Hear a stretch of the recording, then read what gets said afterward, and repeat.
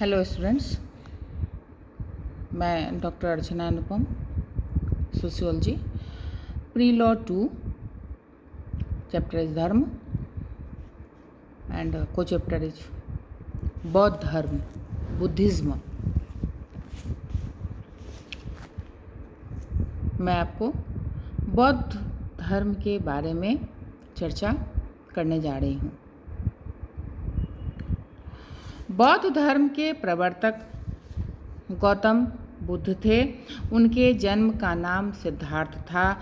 उनके पिता सुद्धोधन शाक्य गणराज्य के प्रधान थे, इसलिए बुद्ध को शाक्य मुनि भी कहा जाता है। बुद्ध का जन्म 563 ईस्वी पूर्व कपिल वस्तु के पास लुम्बिनी नामक स्थान पर हुआ था, जो नेपाल की तराई में स्थित है। बुद्ध के जन्म के 7वें दिन ही इनकी माता महामाया का देहांत हो गया। इनका पालन पोषण इनकी मौसी महाप्रजापति गौतमी ने किया, जिसे बाद में सुद्धोधन ने विवाह भी कर लिया था। उनका गोत्र गौतम था, इसलिए इन्हें गौतम भी कहा गया है। गौतम के भविष्य के बारे में भविष्यवक्ताओं ने भविष्यवाणी की थी कि या तो ये विश्वविख्यात ज्ञानी होंगे या चक्रवर्ती, लेकिन कानदेवल और औदित्य का मत था कि वे संसार क्या त्याग करेंगे। राजा सुद्धोधन ने गौतम बुद्ध को अत्यंत भोग विलास में रखा, ताकि वे सांसारिक सुखों के आकर्षण से अलग न हो सके तथा उन्हें किसी प्रकार के दुख या कष्ट का अनुभव न हो। प्रारंभ में उन्हें अस्त्र शस्त्र चलाने तथा अन्य विषयों की शिक्षा दी गई, लेकिन गौतम एकांत में ही रहना पसंद करते थे। वे हर समय विचार मग्न व चिंतनशील रहते थे। इससे सुद्धोधन चिंतित रहने लगे। उन्होंने 16 वर्ष की आयु में ही सिद्धार्थ का विवाह यशोधरा नामक सुंदर राजकुमारी से कर दिया। सामान्य गृहस्थ का सुख भोग लेने पर भी सिद्धार्थ के मन में जीवन के सुख दुख की समस्याएं उलझन पैदा करने लगी। जब कभी भी वो राजमार्ग से नगर दर्शन के लिए गए, उन्हें कष्ट ही कष्ट दिखाई दिया। ऐसी कई घटनाओं का उल्लेख बुद्ध साहित्य में मिलता है, जैसे जर्जर शरीर लिए वृद्ध, रोगी, मृतक और सन्यासी। एक दिन गौतम शयन कक्ष में आए, अपनी पत्नी और पुत्र को नींद में सोता छोड़ 29 वर्ष की अवस्था में गृह त्याग कर दिया। बौद्ध साहित्य में इस गृह त्याग की घटना को महाभिनिष्क्रमण कहा जाता है। सन्यासी होने के बाद गौतम साधना में लीन हो गए। सर्वप्रथम वे वैशाली के आलार कालाम नामक तपस्वी के साथ ज्ञानार्जन हेतु रहे, लेकिन उनकी ज्ञान पिपासा वहाँ शांत नहीं हो सकी।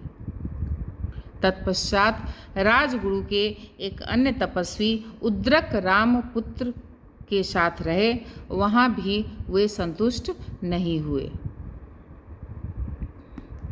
इन दोनों से गौतम ने योग साधना और समाधिस्थ होना सीखा। यहाँ से गौतम उरुवेला गए और वहाँ तपस्या में लीन हो गए। यहाँ उन्हें 5 ब्राह्मण सन्यासियों का साथ मिला। तपस्या करते उन्हें 6 वर्ष हो गए, परंतु उन्हें सफलता हाथ नहीं लगी। ऐसा कहा जाता है कि नगर की कुछ स्त्रियां एक दिन गीत गाते हुए उधर से गुजरी, जहां गौतम तपस्या में लीन थे। स्त्रियों द्वारा जो गीत गाए जा रहे थे उसका सारांश था, बीना के तारों को ढीला मत छोड़ो, ढीला छोड़ देने से उनमें सुरीला स्वर नहीं निकलेगा, तारों को इतना भी मत कसो कि जिससे वे टूट जाए। गौतम के हृदय में इस गीत के भाव ने प्रभावित किया। उन्होंने आहार ग्रहण कर लिया। अब उन्होंने इस बात को समझा कि किसी भी बात की अति ठीक नहीं है। उन्होंने मध्यम मार्ग अपनाया। गौतम में यह परिवर्तन देखकर उनके ब्राह्मण साथी उनका साथ छोड़कर ऋषिपतन चले गए। इसके बाद गौतम गया जाकर बट वृक्ष के नीचे समाधिस्थ हो गए। इस बार उन्होंने दृढ़ निश्चय किया कि जब तक ज्ञान की प्राप्ति नहीं होगी तब तक समाधिस्थ ही रहेंगे। 7 दिन और 7 रात निर्विघ्न तपस्या करने के बाद 8वें दिन बैसाखी पूर्णिमा के दिन उन्हें ज्ञान की प्राप्ति हुई। इस ज्ञान की प्राप्ति से उनका संपूर्ण शरीर प्रकाशमान हो गया। उन्हें संबोधि की प्राप्ति हुई। परिणाम स्वरूप वे तथागत और बुद्ध कहलाए। बोध प्राप्ति के कारण बोध गया तथा बट वृक्ष जिसके नीचे ज्ञान की प्राप्ति हुई बोधि वृक्ष कहलाए। गौतम बुद्ध के द्वारा बनाए गए बौद्ध धर्म को मानने वाले की कुल जनसंख्या भारत में 0.79% है। बौद्ध गया में सबसे पहले बुद्ध ने अपना ज्ञान, अपना उपदेश तपस्यु एवं मल्ली नामक 2 बंजारों को दिया।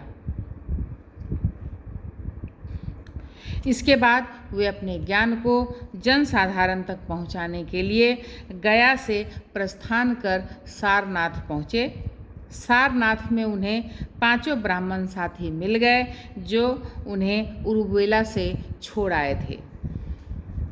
महात्मा बुद्ध ने अपने ज्ञान में धर्म के रूप में दीक्षा दी।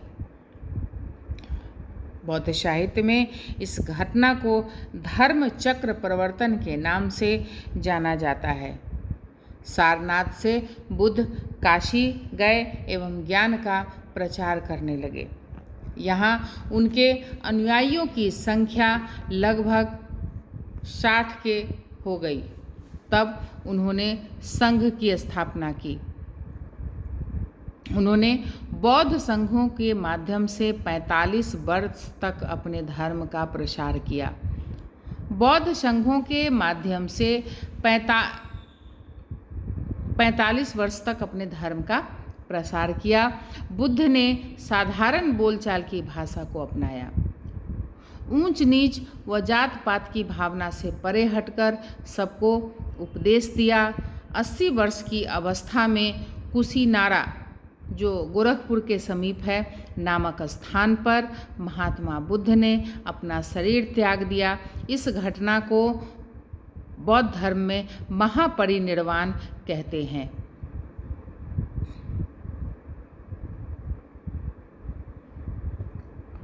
उम्मीद है यहाँ तक आपको ये चैप्टर समझ आया होगा। Thank you.